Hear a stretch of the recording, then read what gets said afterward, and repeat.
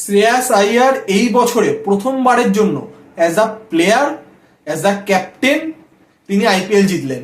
তো এর আগে তিনি দিল্লি ক্যাপিটালসকে ফাইনালে তুলেছিলেন 2020 সালে, কিন্তু ফাইনালে দিল্লি হেরে গেছিল মুম্বাইয়ের কাছে।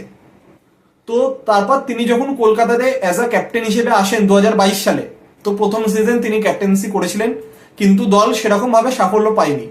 তো তারপর 2023 সাল তিনি তার ব্যাক ইনজুরির জন্য আইপিএল থেকে ছিটকে গেছিলেন তার সার্জারির কারণে।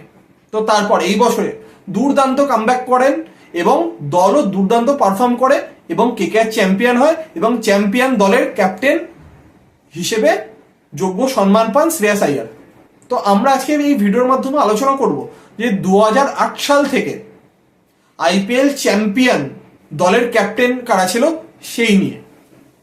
তো 2008 সালে আইপিএল জেতে রাজস্থান রয়্যালস, তো সেই দলের ক্যাপ্টেন ছিল শেন ওয়ান। তারপর 2009 আইপিএল জেতে ডেকান চার্জার্স, তো তাদের ক্যাপ্টেন ছিল অ্যাডাম গিলখ্রিস্ট। তারপর 2010 এবং 2011 আইপিএল জেতে সিএসকে, তো তাদের ক্যাপ্টেন ছিল এমএস ধোনি। তারপর 2012 সাল প্রথমবারের জন্য কেকেআর আইপিএল জেতে, তো সেই আইপিএল জয়ী ক্যাপ্টেন ছিল গৌতম গম্ভীর। তারপর 2013 প্রথমবারের জন্য আইপিএল জেতে মুম্বাই ইন্ডিয়ান্স, তো তাদের ক্যাপ্টেন ছিল রোহিত শর্মা। তারপর 2014 সাল দ্বিতীয়বারের জন্য আইপিএল জেতে কেকেআর এবং কেকেআর এর ক্যাপ্টেন ছিল গৌতম গম্ভীর। তারপর 2015 আবারও আইপিএল জেতে মুম্বাই ইন্ডিয়ান্স, তো তাদের ক্যাপ্টেন ছিল রোহিত শর্মা। তারপর 2016 প্রথমবারের জন্য আইপিএল জেতে সানরাইজার্স হায়দ্রাবাদ চিন্নাস্বামীর মাঠে আরসিবি কে হারিয়ে, তো সেই দলের ক্যাপ্টেন ছিল ডেভিড ওয়ার্নার। তারপর 2017 আবার তৃতীয়বারের জন্য আইপিএল জেতে মুম্বাই ইন্ডিয়ান্স, তো তার ক্যাপ্টেন ছিল অবশ্যই রোহিত শর্মা। তারপর 2018 দু বছরের সাসপেনশন কাটিয়ে সিএসকে আবার কামব্যাক করে এবং সিএসকে আইপিএল জেতে এবং তার ক্যাপ্টেন ছিল এমএস ধোনি। তারপর 2019 এবং 2020 দু বছর ধারাবাহিকভাবে আইপিএল জেতে মুম্বাই ইন্ডিয়ান্স এবং তাদের ক্যাপ্টেন ছিল রোহিত শর্মা। তো তারপর 2021 দুবাইয়ের মাঠে কেকেআর কে হারিয়ে দুর্দান্ত পারফরমেন্স করে ফাইনাল জেতে সিএসকে, তো তাদের ক্যাপ্টেন ছিল আবারও এমএস ধোনি।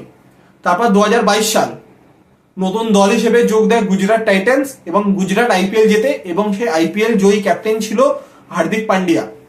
তো তারপর 2023 নরেন্দ্র মোদী স্টেডিয়ামে গুজরাটকে হারিয়ে আইপিএল জেতে এমএস ধোনির সিএসকে, তো অবশ্যই ক্যাপ্টেন ছিল এমএস ধোনি। তারপর নতুন 2024 সালে আইপিএল জিতে নেয় কেকেআর এবং আইপিএল জয়ী ক্যাপ্টেন শ্রেয়াস আইয়ার। তো এই সকল ক্যাপ্টেনের তত্ত্বাবধানেই তাদের দল আইপিএল জিতেছে। তো এর মধ্যে অ্যাক্টিভ প্লেয়ার বলতে এখন অব্দি রয়েছে শ্রেয়াস আইয়ার, হার্দিক পান্ডিয়া এবং রোহিত শর্মা, তো এবং অবশ্যই ডেভিড ওয়ার্নার। তো এর মধ্যে এমএস ধোনি আগামী বছর তাকে আমরা আইপিএলে দেখতে পাবো কিনা এখনো সেই বিষয়ে কোনো আপডেট পাওয়া যায়নি। তো যে সকল অ্যাক্টিভ প্লেয়াররা রয়েছে, তো আমরা সকলেই চাইবো তারা যেন এইভাবেই তাদের দলকে নেতৃত্ব দিতে পারে আগামী সিজনেও এবং নিজের দলের হয়ে নিজের সেরাটা দিয়ে দারুণ পারফরমেন্স করতে পারে।